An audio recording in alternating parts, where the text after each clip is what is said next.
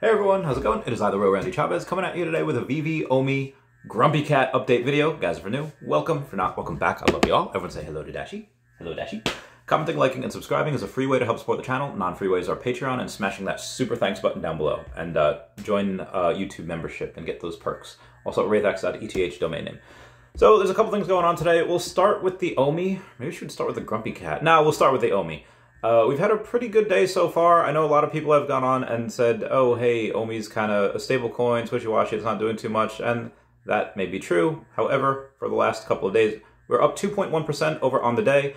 We are up to 00062. I've had so many people, so many TA guys say like, oh, OMI 0004 or 0035, whatever it is.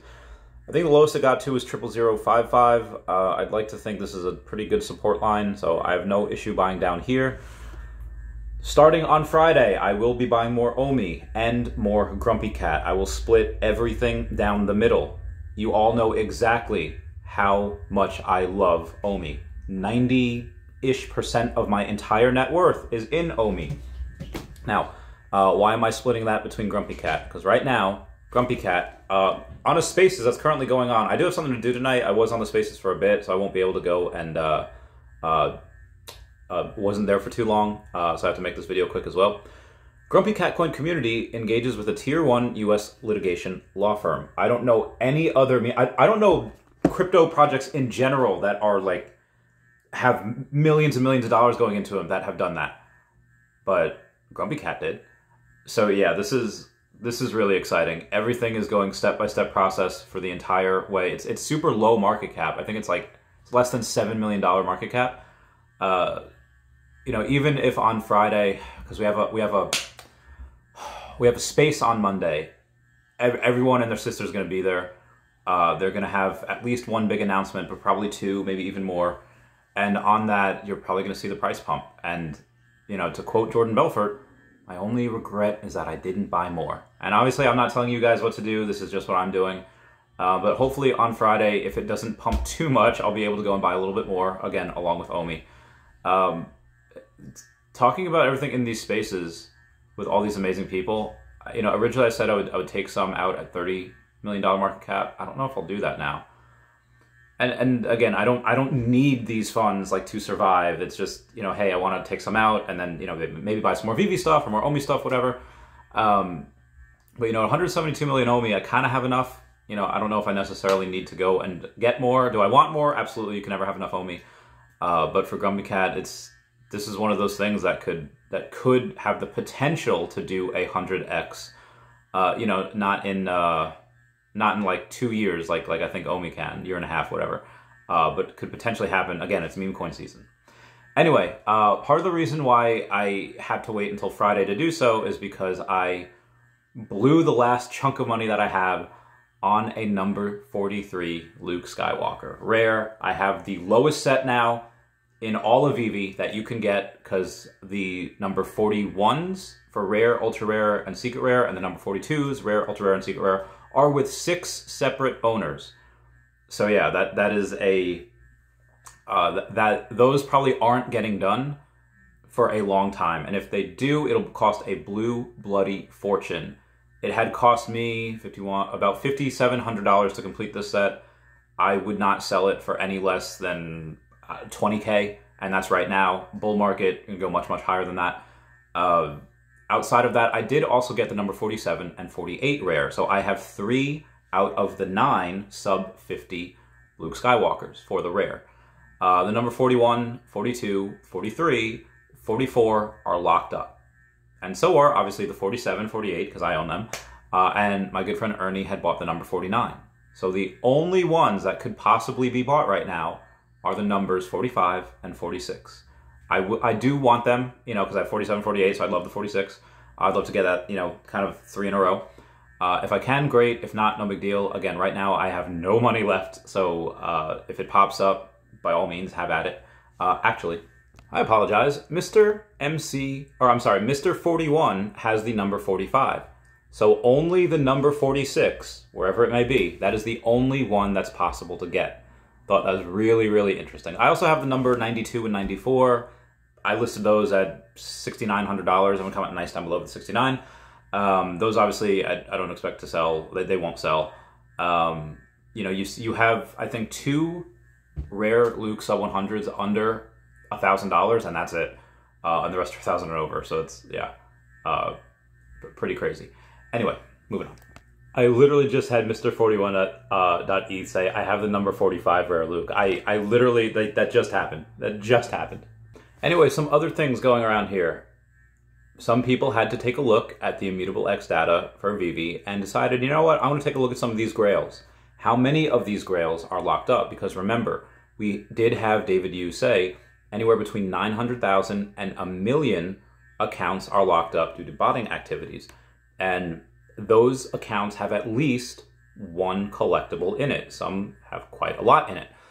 So some people decided to take some research, and they decided to say, okay, I'm going to look at the Todd McFarlane Batman, the Partner statue, and the Spider-Man Ultimate Animated. We'll go with the Spider-Man Ultimate Animated. 166, I repeat, 166 out of the 910 available are in accounts that have not been active for a year or more. Now, does this necessarily mean that it is that they are bot accounts? No, they could have just been people that, you know, bought in the hype, then things started dying, and they kind of just left it there, and maybe they'll come back someday. That is very possible. But right now, 166 of those are should be considered locked up for the time being. We'll start with, next we'll go to Todd McFarlane Batman. 1,905. I repeat, 1,905 of them are in accounts that have not been active in a year or more. Holy crap, is the Todd undervalued. That should be one of my next purchases, is a Todd, because, yeah, stupid undervalued.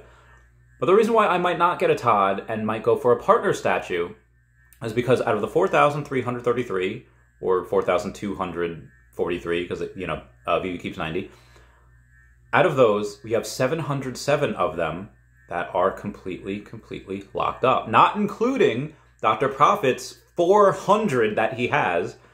So yeah, you have over 1,100 of these collectibles of the Partner statue locked up. That is over 25% of the entire supply. And that's a grail. That is, you know, in short term, I've had some people say that Secret Rare Luke might flip Partner statue. And short term, it might. Long term, I don't. I do not see, again, I do not see Luke Secret Rare Skywalker outperform, and again, I have him. I have number 43 of him. I do not see him outperforming the Partner statue long term. Luke is great. I love him, but with Partner statue, there is no cheaper option. If you really love Luke Skywalker and you want something that's scarce, and you can't afford the couple $1,000s that it is for the Secret Rare, you can get the Ultra Rare for less than $400. You could even get a sub 100 for less than $800 for the Ultra Rare. So you don't have to really break the bank with that. And even if you said like, hey, you know what, things are super tight right now, I can only afford $100, you can get the rare. The Partner statue, there is no other option. You have to get that. So you might see some people that maybe aren't as disciplined, aren't as determined, or just can't swing it, whatever, they'll get the Luke. But the people that really want that grail, they're going to get that Partner statue. That means something. That's going to continue to mean something. That's going to mean even a heck of a lot more than it does right now. And I do not have a Partner statue, so I'm not trying to pump the bags or anything. But I will try to get one of those at some point.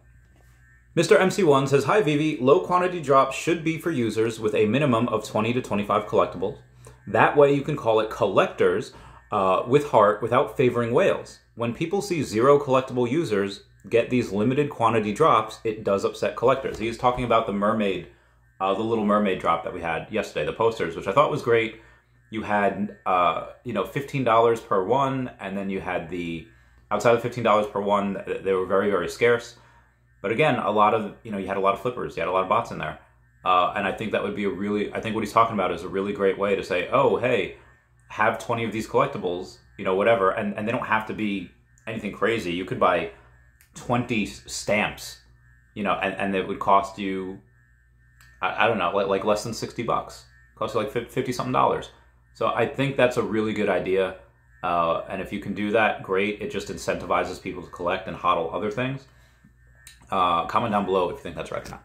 Okay, Recur, we got to go over this. It's already a 9-minute video, almost 10 minutes. Okay, so Recur, you have them go out and say, NFTU is going into retirement on Friday, June 30th at 9 a.m. Eastern Standard Time. At that time, NFTU.com will no longer be available to NFTU assets. The NFTU assets will only be available on portal.recur.com. So if you have those, don't worry. You can put them wherever you want. You can go to portal.recur.com. You can get that.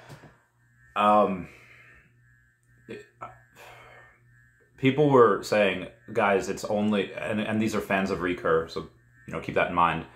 They're saying that, oh, hey, this is only one part of their thing. They have other licenses. They're okay. Guys, I don't want to be the bearer of bad news here, but they haven't had a drop in 3 months. The last drop was in February. Sure, they had a snapshot of Hello Kitty not too long ago, and people got some airdrops, and they got to sell, and some people made some money. How much of those fees actually went to the company? And even that drop in February, how much did they make? You can't go 3 months with making no money and still having to pay people. This is not good. Like I said, I posted a beautiful thing saying that we should love and support all good projects. And again, I still think that a lot of these NFTs will be worth something, even if Recur is not in the future, just because it's the first iteration of a lot of these amazing characters on the blockchain. Dr. Profit weighs in, and he goes and says, oh sure, let's just casually throw around 50 million on a $333 million valuation, add Gary Vee to the mix, and voila, a competitor to Veve, right? Easier said than done, right? No. And then he does go on and he says, in times of financial turmoil, I try to remind myself of my reasons why I invested into Veve in the first place. Here's my very simplified investment thesis. Spoiler, nothing has changed in the past months. 1. NFTs will become the biggest asset class in the world. Why? Because almost anything can and will be an NFT. With digital ownership, it's the killer app of the blockchain. Example, real estate and land, industrial assets, game assets, vehicles, software licenses, patents, tickets, art. The list goes on. 2. Licensed NFTs from big brands are the future. They come with a built-in fan and user base. They don't have to fight it out. They just cater to their fans. Which NFT app has acquired the majority of big brands and licenses? Answer, Veve Official. 3. AR is the future. 21% of the Meta workforce is dedicated to the success of AR and VR. Similar efforts by Google, Apple, Microsoft, Amazon, etc. Tens of billions of dollars are being invested into this tech. The question is not if it will happen, it's when. And just to kind of piggyback on top of that, you have Meta doing $25 billion a year by itself, not including the other ones. Please check out Meta's video that he links on there, but pretty much nailed the vision. He concludes, 1. NFTs are the future. 2. Licensed NFTs are the future. 3. AR is the future. And then 4. Veve is the future. I've said it before, I'll say it again. Veve has no competition. Veve has won the decade. As soon as I saw Recur post that on Twitter, which again, they're still around. It seems like they're converting into a little bit more of a consulting or advisory company, which is great. But as soon as I saw that, I was like, okay, where are people going to go? Again, people love NFTs. They'll continue to love NFTs, and that space will only grow. But the same way in Pokemon, like, oh, you buy this set, you buy the sets that you loved when you were a kid, and then it goes up to the trophy cards. So eventually people will go in and they'll love NFTs. They'll go to the cream of the crop. They'll go to Veve.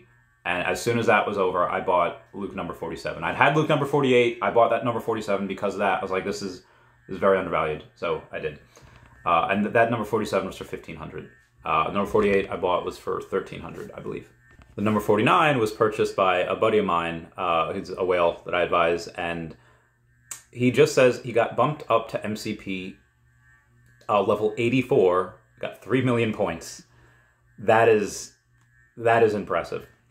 Anyway, moving on. We have Mr. MC1 saying, hi, Veve, David, Reverend Alex G, Mitch M says, I'm hearing from the community every drop should have a mass drop for all users at 11 a.m. Eastern Standard Time, then a limited quantity drop for collectors, 20 to 30 collectibles minimum, at 11:30 a.m. Eastern Standard Time, and an airdrop for those that hold the set for 30 to 90 days. I think that's a lot of work for every single drop. If people hold the set for 30 to 90 days to give them an airdrop, I think that's a lot of work, and I feel like that's a lot of money that maybe they don't necessarily need to spend. But again, that's just kind of my opinion there. Also, what I used to see in Pokemon is that I saw people get part-time jobs specifically to get the collectibles or Pokemon cards that they wanted. Yesterday on a live stream, Watt Mammoth had said, I picked up a second job 7 months ago strictly for crypto and NFTs. What did I do last month? I stepped out of retirement, I got back to work, and I've been buying nothing but Veve and OMI and GrumpyCat ever since. And I'll continue to do so. Also, something else that I saw that I should not have bought, but I needed to. Sub 100s in general, I love. Y'all know me. Still the same old G, but I've been low-key. Sorry, I'd love that to try. But y'all know me. Love the Mighties. And I study them. Like, I go and check the Mighties and their sub 100s every single day. Multiple times a day. It might not be the coolest. It might not be something that gets all the girls. But I do it because I know that the sub 100s on many of those first Mighties just don't exist. They're just not there. And when or at least if they are, you know, they're listed for like thousands of dollars. Okay, like that's not going to happen. But yesterday on stream, Tammy Hanna was there with me. I saw a Red Skull ultra rare number 55. I bought it for 350 gems. That might seem like a lot, and it kind of is, but again, these are just never available. I happen to buy that because, again, they're just not, like, where's the cheaper option? There is none. There is no cheaper option for that. That is not just rare, it is scarce. Rare means there's only a certain amount. Number of them. Scarce means like they're just not available. They're just not, I mean, you could have a bunch of things that are rare and not scarce. Oh, they only made X amount of these, but, you know, there are, you know, like dozens listed. Like, let's just go to Luke Skywalker. Yeah, it's rare, but it's not scarce. Like, you can get a rare Luke Skywalker, or ultra rare, sorry, secret rare Luke Skywalker. Same thing with the ultra rare. Less than 1,000 mints, but there's never not going to be any of those available. There's never just going to be 1 or 2 available. That might be rare, but that's not scarce. You can go and get an ultra rare Luke Skywalker, like I said. You could spend $3,000 and the price might move like $200, maybe.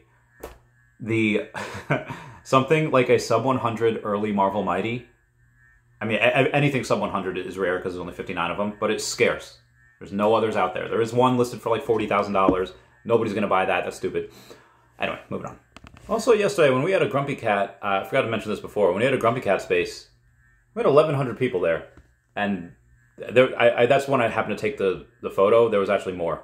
But speaking of, we had Pro the Dojo, I had everyone. But speaking of influencers, Joshua Roomsberg, who has 300,000 followers over on the Twitter, had happened to make a post this morning. And what was the post about? Well, he says, quote, Veve collectibles are revolutionizing the collectibles industry by bringing beloved brand names into the world of blockchain, making them accessible to fans worldwide in a whole new way. I love to see the adoption. Marvel, Disney, Spider-Man, Veve x Akomi. Shout out to him for that. He's also the founder of Chainleak, that has 91,000 followers over on Twitter. Also, people had asked me in the past what I would sell my number 41 logo for. I never really put a price on it. I mean, it's there now for $69,420. Like I said, I don't really believe anyone's going to buy that. I did have an offer, just letting you guys know, keeping things real, $15,000. I was like, nah, fam, I'm not doing that for that. Even like 25,000, I don't think I'd entertain. Like, it's great, and I'd mull over the idea, but that 41's a grail, in my opinion. I mean, that whole Veve logo is a future grail in general. Right now you get one for like $3,000, but that number 41, it would have to be like tens of thousands of dollars, and that's right now in a bear market. In bull market, it might even be close to that 6 figures. Now, what it's actually worth, again, it's worth however much someone's willing to pay for it, but right now, again, you can get one for like $3,000. So another interesting thing. We had Logan Paul say, best flavor yet, talking about Prime Lemonade. And then you had Alfred Kahn on Twitter say, Logan, DM me, want to talk Pokemon and how to take Prime to the next level. Well, Prime Lemonade is lemonade flavor, is yellow. What else is yellow? Our good friend Pikachu. So maybe there might be something happening with that. Al Kahn obviously being the head of licensing over at Akomi, and then you have Logan Paul that had talked to that, does have OMI. I'm pretty sure he has some of the NFTs as well. So yeah, that could be pretty interesting. Also be advised, today is your last day that you will be able to buy those Monster Hunter NFTs. Why? Because they did that. You have a week to buy them, and I might buy them right now. I have the secret rare on one, on this guy. The other one, 60 doll hairs to buy. There's only 490 of those. I think the other one, the white looking ones, they are, oh, that sold out. Oh, that one just sold out. Both the rare and the secret rare. So, good luck getting that set. I'm gonna go and buy this set right now on live. There are 490 left. They're probably gonna get burned if I don't buy them. So I'm gonna buy. I should not be doing this because I do not have a ton of money left. I did just buy a whole bunch of, Luke Skywalker. But anyway, I'm trying to show you the purchase, but it won't load. Just know that after it does load, I will buy it. So everyone, that's it for me today. Please comment, like, and subscribe. Comments are good for the YouTube algorithm. Everyone say bye-bye to Dashi. Bye-bye, Dashi. I love you guys. Goodbye. Meow, meow.